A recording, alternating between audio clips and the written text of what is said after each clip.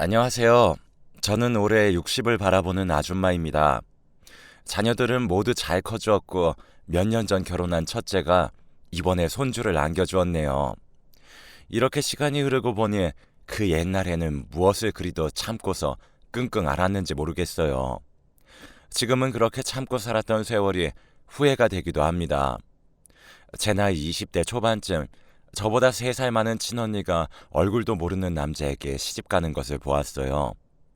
그래서 이제 저도 연애라는 건 생각도 하지 않았던 것 같아요. 그러면서 저도 아버지의 손에 이끌려 가게 된 곳이 저희 동네에서 오래된 식당이었어요. 바로 그 식당 사장님의 아들에게 시집을 가게 되었거든요. 저희 시댁은 그렇게 부자는 아니었지만 남편의 식당은 국내에서 하나밖에 없었던 곳이었어요. 또 식당을 운영하다 보니 집은 어느 정도 잘 사는 편이었고요. 그래서 이제 남편은 따로 하는 일은 없었습니다. 그저 식당에서 잡다한 일을 할 뿐이었죠. 그마저도 사실 거의 하지 않았지만요. 저는 시집을 가자마자 매일같이 식당에서 식모처럼 일을 했습니다. 뭣도 모를 나이에 시집을 가서 자녀도 아들 둘에 딸 하나를 낳아 길렀어요. 저의 인생은 참 힘들었고 저의 업이었던 식당 일은 정말 고되었습니다. 식당의 주 메뉴는 한식이었어요. 그러다 보니 장사를 시작하기 3시간 전부터 반찬과 각종 식재료들을 준비해야 했죠. 어릴 적부터 음식을 어느 정도 하는 저였는데도 식당 일하는 것이 여간 어려운 게 아니더라고요. 매일 새벽 4시 반에 일어나서 준비를 하고 7시 반부터 아침 손님을 받았습니다. 하지만 남편은 이걸 아는지 모르는지 매일을 동네의 이 여자 저 여자와 바람, 노름에 제가 어떻게 사는지조차 관심도 없었어요. 심지어 첫째 아이를 출산하고 둘째 아이를 임신한 와중에도 여자를 끼고 술에 취해 들어온 적이 몇 번이나 됐으니까요. 그때마다 울고 불고 화를 내어도 남편은 시큰둥했고 듣는 채 마는 채였죠. 그리고 또 어느 날은 제가 식당에서 일하고 있는 도중에 여자를 데리고 온 거였어요. 저는 기가 막혀 말도 못하고 보고 있으니 아는 동생이라며 뻔뻔하게 밥을 먹으러 오기도 했습니다. 이건 아니다 싶어서 저는 남편의 계속된 외도를 시어머니께 말씀드렸어요. 그랬더니 시어머니는 아가, 네가 참거라. 남자들은 저러다가 결국 원래 자리로 돌아온단다. 어머니, 한두 번이 아니에요. 제가 본 게 벌써 서너 번이에요. 그리고 식당에까지 데리고 왔더라고요. 결국에 저놈도 정신 차릴 거야. 아직 팔팔해서 그래. 남자들이 철이 늦게 들어서 그런 거야. 여자들은 그저 자식들만 보며 살면 돼. 라고 하더라고요. 내 편은 아무도 없었어요. 그저 제 편은 꼬물거리는 막내와 그나마 저와 대화가 통하는 첫째와 둘째뿐이었습니다. 저는 초기에는 결혼 생활은 이런 건가 하며 매일 밤마다 울었어요. 그러다 하루 종일 이리저리 치이면서 하루가 금세 지나가기도 하고 장사에도 정신을 팔고 나면 어느새 시간이 흘러 있더라고요. 아이들이 셋이나 되다 보니까 돌아서면 학교, 입학, 돌아서면 졸업이 반복되었죠. 하지만 남편의 바람기는 날이 갈수록 심해졌어요. 그래도 살아야 했기에 그저 아이들과 먹고 살 일만 걱정하며 엄마의 역할을 충실히 해왔습니다. 어느새 식당에 손님은 가득 찼고 옆집을 인수해서 확장도 할 수 있었어요. 그렇게 20년이라는 세월이 지났고 첫째 아이는 대학생이 되었죠. 그때부터 주위에 비슷한 식당들이 들어서기 시작했고 저희 식당의 매출은 점점 줄어들었습니다. 식당이 오래되어 좀 허름했어도 맛으로는 자신이 있었으나 손님들은 깨끗하고 새로 지은 곳으로만 몰리더라고요. 기존 단골들이나 한번 맛을 보고 가신 손님들은 놓치지 않았지만 새롭게 올라오는 식당들에게 치이는 건 한순간이더라고요. 그렇게 식당의 매출은 점점 떨어져 갔습니다. 다행히 첫째 아들은 어릴 적부터 엄마가 사는 모습을 봐서 그런지 장학금을 받고 대학에 가서 등록금은 해결되었어요. 하지만 엄마로서 너무 미안했었죠. 그래서 아들의 대학생활 시작에 필요한 돈을 생각해서 100만 원을 주려고 미리 빼놨어요. 그런데 그 돈이 없어진 거예요.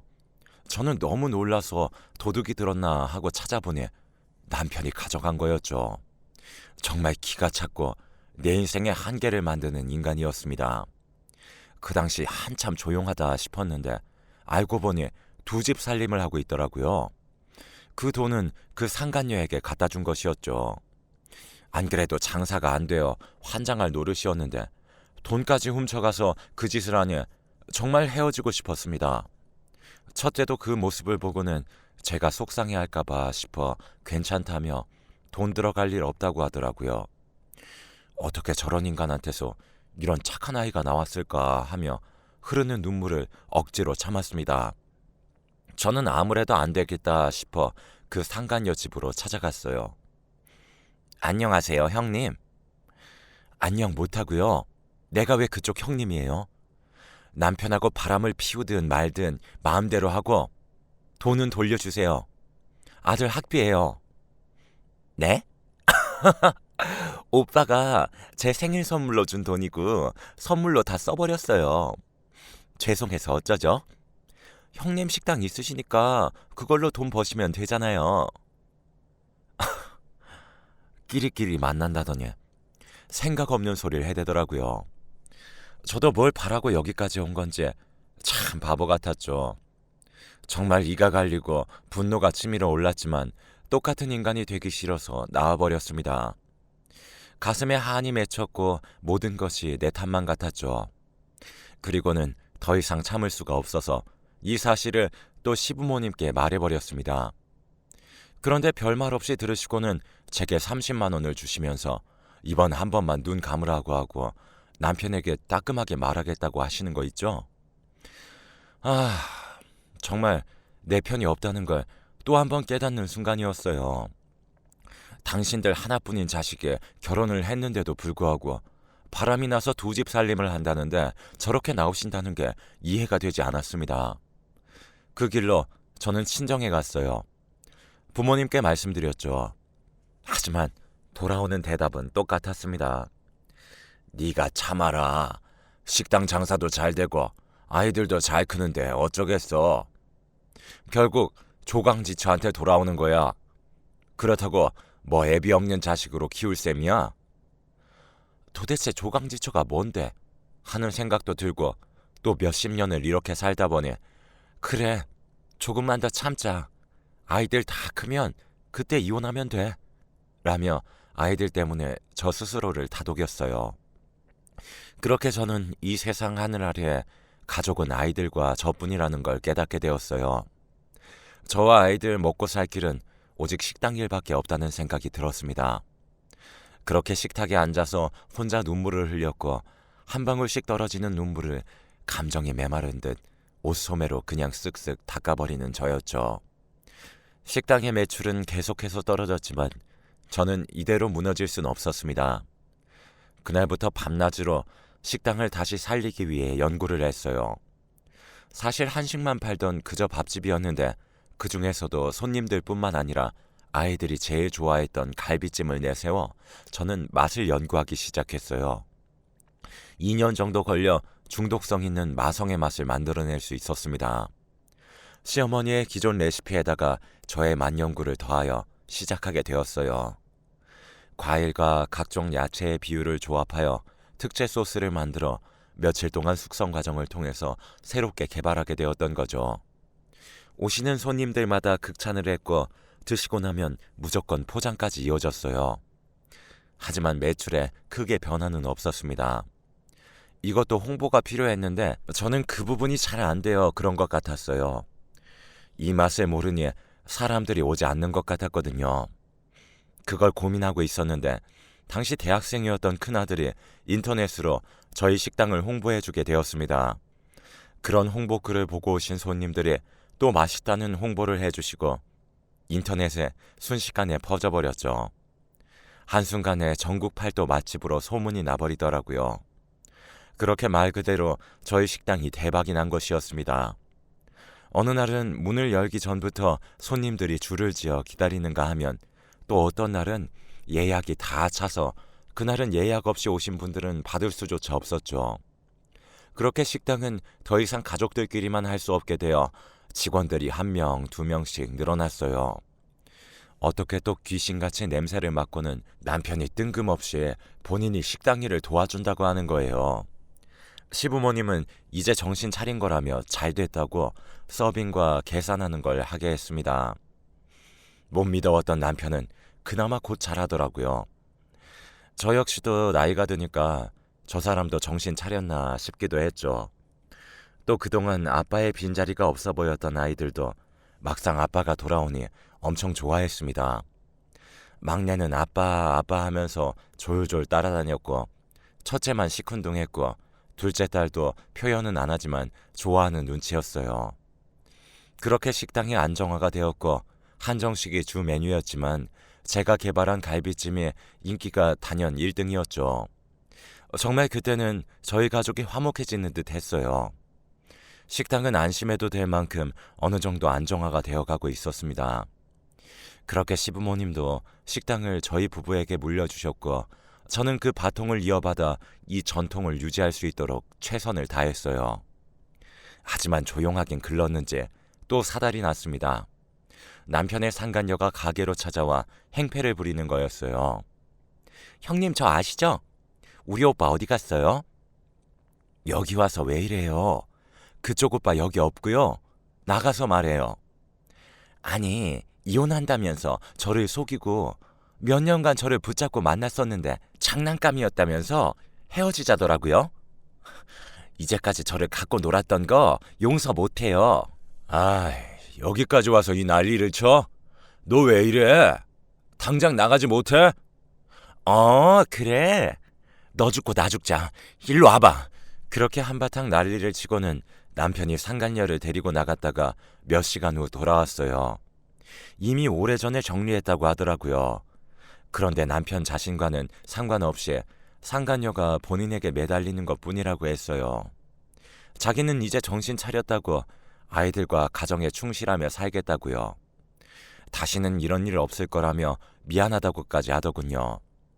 사실 저는 재벌은 개 못 주는가 싶었는데 생각해보니 요즘 하는 행동이나 말하는 거나 진짜 좀 달라졌다는 게 느껴졌었거든요.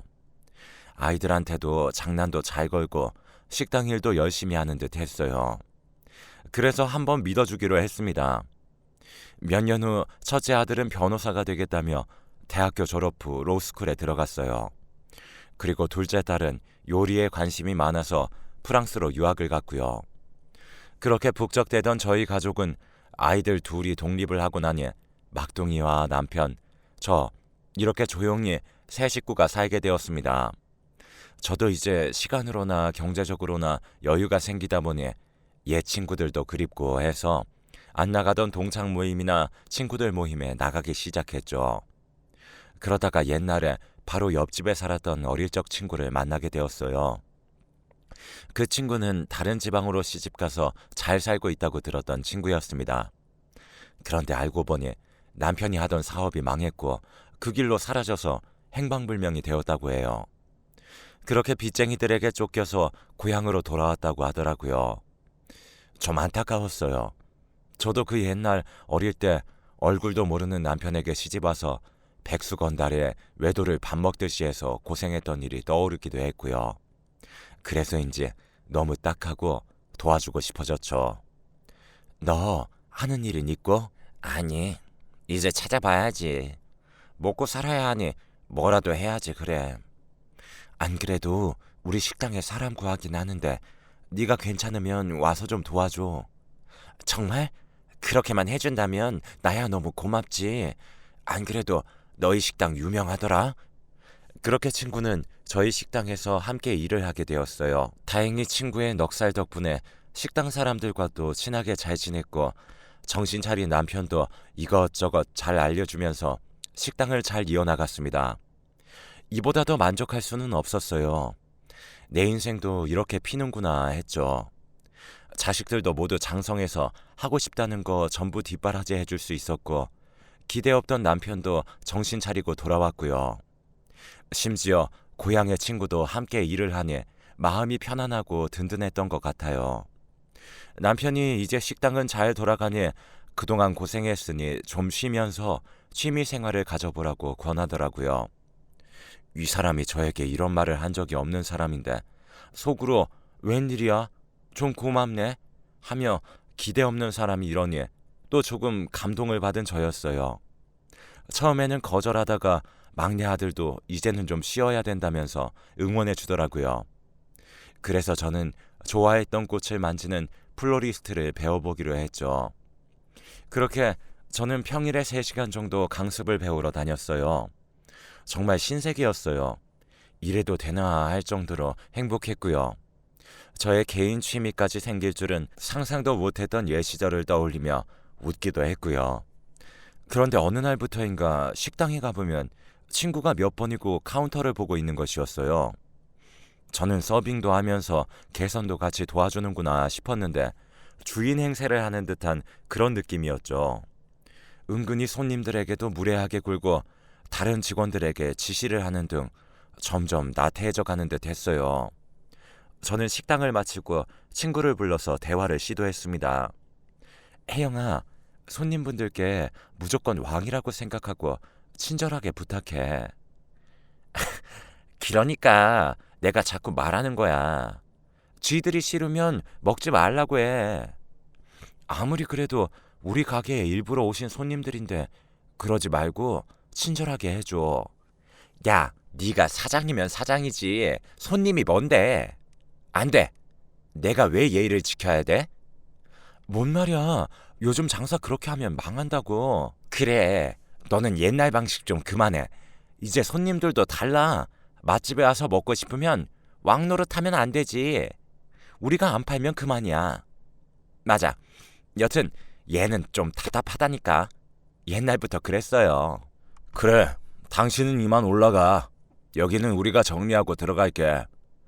떠밀리듯 집으로 올라오긴 했지만 아무리 생각해봐도 이건 아니다 싶어 다시 식당으로 내려가게 되었어요. 식당 간판과 안쪽에 불이 이미 꺼져 있어서 다들 퇴근했구나 하며 돌아서려는데 뒷골이 싸하더라고요. 식당 룸에 불이 켜진 것 같이 희미하게 뭔가가 보였기 때문이었죠. 남편인가 싶어 문을 열고 들어갔더니 아니나 다를까 안쪽 룸에 불빛이 희미하게 보였습니다. 저런 불이 없는데 하며 이상해서 문을 열었는데 저는 못 볼 걸 보고야 말았습니다. 남편과 혜영이의 불륜 현장을 목격하게 된 것이었죠. 저는 소리를 질렀고 그 둘도 깜짝 놀라서 저를 바라보고 있었어요. 어떻게 내 식당에서 이런 짓거리를 할 수 있는지 억장이 무너졌습니다. 역시나 저 사람은 인간이 아니구나 싶었죠. 오래된 친구의 배신과 함께 남편의 고쳐지지 않는 버릇은 저를 또 죽였습니다. 야, 서혜영, 네가 어떻게 이런 짓을 할 수가 있어? 아, 미안하다 그래. 그런데 어차피 너희 부부 남이나 마찬가지 아니었어? 그렇게 억울한 일은 아닌 것 같은데. 너도 여자 문제는 다 알잖아. 안 그래? 당신은 내가 이런 거 한두 번도 아닌데 일단 진정하고 문 좀 닫아. 새삼스럽게 왜 이래? 이런 정신 나간 인간들을 봤나. 이제 뭐가 잘한 건지 뭐가 잘못한 건지도 구분이 안 돼? 이제 정말 지친다. 너희들 내가 가만두지 않을 거야. 두고 봐. 그러고는 확 나와버렸고 눈에서는 눈물이 계속해서 흘렀어요. 슬픈 건지 화가 난 건지 저는 또 뭘 기대했던 건지 내 인생이 이렇지 뭐 하며 자책도 했다가 후회도 했다가 하며 그날 밤 혼자 죽도록 울었습니다. 그런데 방으로 막내가 들어오더라고요. 모든 걸 다 봤다고 했어요. 막내 아들은 친구들과 헤어진 후 식당으로 혼자 들어가는 저의 모습을 보고는 깜짝 놀래켜주려고 조용히 따라갔다가 전부 다 보게 되었던 거죠. 가슴이 찢어졌습니다. 막내는 당시 남편의 인간 이하의 행동은 잘 모르고 있었거든요. 그런 추악한 모습까지 보여주게 되니 이제 더 이상 이 남자와의 인연을 이어갈 필요가 없다는 생각이 들었어요. 어차피 자식들 모두 성인이 되면 이혼하려고 했었는데 정리를 해야겠다 싶었습니다. 다음날 그 정신 나간 인간들은 아니나 다를까 또 상식 이하의 행동을 했지요. 그 지경을 다 들켰음에도 불구하고 똑같이 출근해서 저에게 인사를 하더라고요. 이것들이 사람을 얼마나 깔봤으면 이러나 싶었죠. 그 자리에서 저는 당장 나가라고 소리쳤고 이 와중에 남편은 또 그 친구를 감싸더라고요. 너희들 그런 행동을 하고도 뻔뻔하게 다시 왔어? 제정신이야? 아, 또 왜 이래? 제발 공과 사 구분 좀 하자. 당신은 학원이나 가보지 그래? 여기는 왜 왔어? 나보고 나가라는 거야? 여긴 내 일터야. 네가 사장이면 이렇게 갑질해도 된다고 생각해? 나에게도 다른 일자리 구할 때까지 시간이라도 줘야 되는 거 아니야? 아, 더럽고 치사해서. 나도 더럽고 치사해서 나갈 거야. 난 뭐 여기 있고 싶어서 있는 줄 알아? 혜영아, 자기가 참어. 저 사람이 뭘 몰라서 그러는 거야. 당신 함부로 잘났다가 노동청에 신고라도 하면 어쩌려고 갑질을 해? 제발 공과 사 구분 좀 하자. 어? 그래. 이것들이 경찰을 불러서 콩밥을 먹어봐야 정신을 차리나. 당장 나가지 못해? 김진수, 서혜영, 당장 내 눈앞에서 사라져. 저도 속이 텅 비어버리니 이성을 잃고 소리를 지르고 주위에 잡히는 것을 마구 던져버렸어요. 그러자 남편과 친구는 혀끝을 차며 나가버리더라고요. 정말 답답했고 이제는 더 이상 참지 못하겠다 싶었죠. 그 길로 저는 식당 문을 닫고 시댁으로 가서 시부모님께 이혼을 선언했습니다. 시부모님도 사태 파악을 잘 못하시고 저를 혼내시더라고요. 남자들 다 그렇다는 말을 하시면서요. 저는 그간 있었던 이야기를 쭉 말씀드렸고 식당에서 한 짓도 모두 털어놓았죠. 그제야 저에게 사과를 하시며 이혼을 막으시려고 하셨지만 저를 막을 수는 없었습니다. 그렇게 저는 아이들을 모두 불러 모았어요. 어느 정도 예상은 했는지 오히려 아이들은 잘했다며 저를 응원해 주더라고요. 그리고 첫째는 진작 했어야 하는 걸 우리들 때문에 참고 이제껏 고생한 거 미안하다며 눈시울을 붉혔습니다. 둘째 딸도 아빠 없는 게 더 낫다며 그간 마음고생했을 저를 안아줬어요. 막둥이도 어릴 적부터 모든 얘기를 첫째에게 다 듣고는 왜 같이 살았냐며 다시는 아빠를 보고 싶지 않다고 했죠. 아이들과 속내를 다 털어놓고 나니 마음이 한결 편해지면서 후련해짐을 느끼게 되었습니다. 그렇게 저는 전문 변호사를 찾아갔고 남편에게 이혼을 선언했어요. 법원에서는 가정의 재산 증식의 기여도가 적음을 인정해 주었지만 혼인 지속 기간이 있기에 한 푼도 주기 싫었지만 재산 분할을 할 수밖에 없었습니다. 남편은 식당을, 저는 살고 있는 집과 위자료를 받았죠. 그렇게 모든 것이 끝이 났습니다. 그 길고 길었던 30여 년 동안의 저의 결혼 생활은 끝이 났어요. 허무하기도 했고 후련하기도 했죠. 그래도 아이들은 엄마 인생 브라보를 외치며 저를 늘 지지해 줬어요. 그동안 편안히 여행 한번 해보지도 못하고 이렇게 늙어버린 저를 걱정하는 아이들이 저에게 선물을 했어요. 우리 가족 넷이서 떠나는 여행이라며 비행기 티켓을 주더라고요. 저는 아이들과 처음으로 비행기를 타고 괌으로 여행을 갔습니다. 새벽부터 일어나서는 비행기도 타보고 그 안에서 조식이라는 것을 먹고 아이들과 이야기를 하고 꿈만 같았죠. 도착했을 때 괌의 공기는 냄새부터 다르더라고요. 근사한 호텔과 식사, 그리고 텔레비전에서만 보던 수영장. 아이들이 엄마 이것저것 다 하게 해준다면서 일정을 빡빡하게 짜놨습니다. 일정을 소화하는 내내 감동의 눈물이 흘렀지만 아이들이 속상해할까봐 꾹 눌러 참았어요. 그 덕에 저는 매일매일이 호강이었습니다. 마지막 날 아이들과 파티에 나가게 되었는데 세상 이런 곳이 있나 싶을 정도로 재밌었고 즐거웠습니다. 딸아이가 준비한 똑같이 맞춘 우아한 드레스를 입고 아들들은 멋진 턱시도에 와인도 마시고 춤도 추고 시간 가는 줄 모르고 실컷 놀았죠. 그렇게 여행은 아쉬움을 남기고 끝이 났고 일주일 동안 찍은 사진만 몇백 장이 되었어요. 심지어 집으로 돌아오는 동안에도 다 보지 못할 만큼 추억을 많이 만들고 왔죠. 왜 이제까지 이런 걸 못 누리고 살았는지 앞으로는 종종 놀러 오자며 아이들과 약속했습니다. 잊지 못할 괌에서의 추억은 제 고단했던 인생에 대해 보상받는 느낌이었죠. 그리고 저는 이제까지 해온 것이 식당 일이다 보니 다시 또 음식 장사를 하고 싶었는데 둘째가 프랑스 가정식 요리 식당을 함께 하자는 제안을 했어요. 그리고 저의 비밀 레시피인 갈비찜을 메인으로 내세우기도 했고요. 그렇게 준비를 천천히 해가고 있었는데 우연히 동네에서 동창과 만나게 되었어요. 정말 황당한 이야기를 듣게 되었죠. 아, 그래? 넌 잘 살고 있지? 이제 뭐 식당 안 해? 솜씨 아깝다 얘. 안 그래도 둘째랑 식당 하나 하려고 준비 중이야. 너무 좋다. 왜 그렇게 붙잡고 살았나 싶어. 그래서 말인데 서혜영 있지? 걔 완전 거짓말쟁이더라. 소름 끼치더라 얘. 무슨 일이 있어? 얼마 전에 서혜영 전 남편을 아는 친구를 만났거든. 전 남편이 사업이 망한 게 아니고 그 기집애가 바람을 폈다는 거야. 그래서 전 남편이 이혼하고 쫓아내 버렸다지 뭐야. 끼리끼리 만난다더니 너 이혼 잘했어. 그것들 어디 잘 사나 두고 보자. 정말이야? 그런 일이 있었어? 아이고, 걔도 어지간하네 정말. 그래, 그래도 위에 신은 있는지 네 전 남편 식당 완전 망하고 있더라. 어? 정말이야? 전혀 몰랐네. 식당의 주인장이 바뀌니까 당연히 맛도 바뀌지. 그리고 서혜영이랑 허구한 날 돈이나 쓰고 다니는데 제대로 돌아가겠어? 식당에는 온통 알바생들만 돌리는 듯 보이더라고.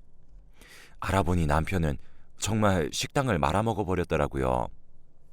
그렇게 몇십 년을 전통으로 지켜왔던 식당이었는데 계속해서 잘 될 줄로만 알고 식당 일은 아예 신경을 끊었습니다. 제가 시집가서 하나부터 열까지 제 손이 하나하나 안 간 곳이 없어서 그 소식을 들으니 한편으로는 마음이 좀 아프더라고요. 꼭 시집간 자식이 잘못 살아가는 마음이라고 할까요? 그리고 얼마 후 전 남편에게 전화가 왔어요. 식당이 망해가고 있다면서 갈비찜 비밀 레시피를 알려달라고요. 황당했죠. 이혼할 당시에 그렇게 법정에서 잘났다면서 뻔뻔하게 소리치던 사람이 이제 와서 이렇게 구걸을 하다니 어이가 없었습니다. 여보, 좀 도와줘.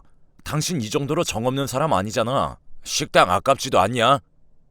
저 김진수 씨, 그렇게 좋아하는 말이 있잖아요. 공과 사 구분하는 거요. 구분 좀 하세요. 나 이제 김진수 씨 여보 아니고요. 식당 옆에 빈 상가 있던데 거기 내 이름 걸고 갈비찜 식당 차릴 거니까 앞으로 연락하지 마세요. 후련했습니다.